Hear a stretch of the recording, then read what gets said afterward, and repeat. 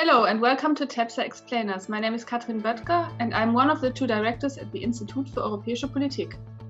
My name is Funda Tekin and I'm the other director at IEP. I'm Friederike Augustin and I'm a research associate at IEP, and in today's video we are going to talk about German solidarity measures within the European Union in the last year, including the COVID-19 pandemic. The key message that we would like you to take from our video is that Germany had a particularly strong responsibility in managing the pandemic last year, since it was also holding the rotating EU presidency in the second half of 2020. During this time, it prioritized financial and medical solidarity to secure stability within the EU, while other aspects of solidarity, especially humanitarian aid at the EU external borders, did not receive the necessary attention.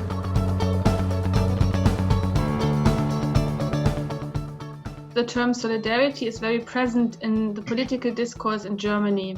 The solidarity tax is a legacy from the German reunification. For the last 30 years, it reminded German citizens of the fact that every taxpayer contributes to the social cohesion of the country. The refugee movement to Europe in 2015 and Angela Merkel's motto "Wir schaffen das" created dividing tendencies in German society. The majority of society showed solidarity and promoted a Willkommenskultur. The other, smaller side developed the so-called Ablehnungskultur. It is based on negative attitudes against refugees.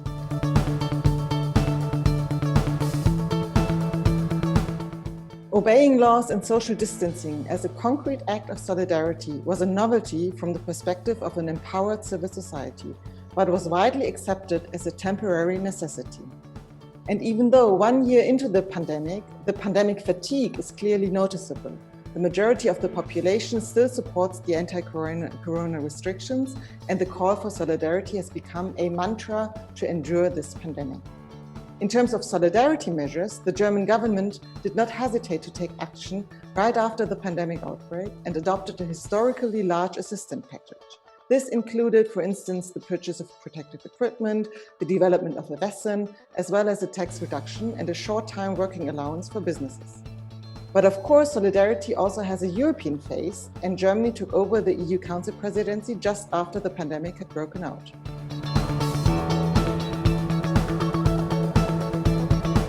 Towards the EU, Germany faced a specific responsibility in dealing with the COVID-19 pandemic because it was holding the EU Council presidencies. So on the one hand, it facilitated solidarity and social peace domestically, while on the other hand, it had to seek for approaching European solutions. After first steps, which focused primarily on a national crisis management, including export restrictions on medical equipment, as well as closing borders, later, Germany helped other EU member states that were worst affected by COVID-19. Now, by 2021, the focus of medical solidarity has shifted towards the procurement of vaccines. Despite the bumpy start of the EU vaccine strategy, Germany and the EU have learned from the mistakes in early 2020 and were determined to strive for a European solution rather than national actions, and therefore an equal and fair allocation of the vaccine doses that had already been ordered among all member states.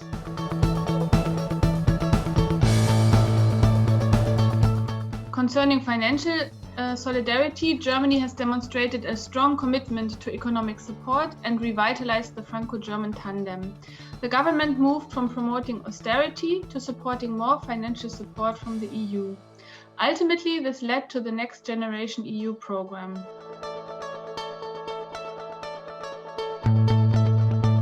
While Germany has taken responsibility regarding recovery plans, humanitarian solidarity was falling short in 2020. The living situation of tens of thousands of refugees on the Greek islands and in Bosnia deteriorated even more due to the risk of COVID-19, and public awareness and support were high due to active media coverage and prominent initiatives such as the hashtags Leave No One Behind and Wir haben Platz. And still, since the outbreak of the coronavirus pandemic in Europe, Germany accepted only around 2,000 refugees, and the willingness of several federal states and municipalities to take in more refugees on a voluntary basis has remained unsuccessful. After all, the official position of Germany is to push for a European solution, but in doing so, it runs into danger to waste precious time and to not reach an agreement anytime soon.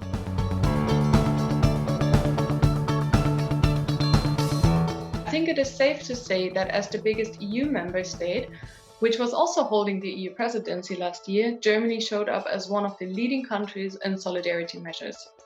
The German presidency slogan, "Together for Europe's Recovery," however, is not only an act of altruism, of course, but also very much a pragmatic measure of securing and protecting the German economy, social cohesion, and especially with a view to the federal elections this year, also the political stability in the country.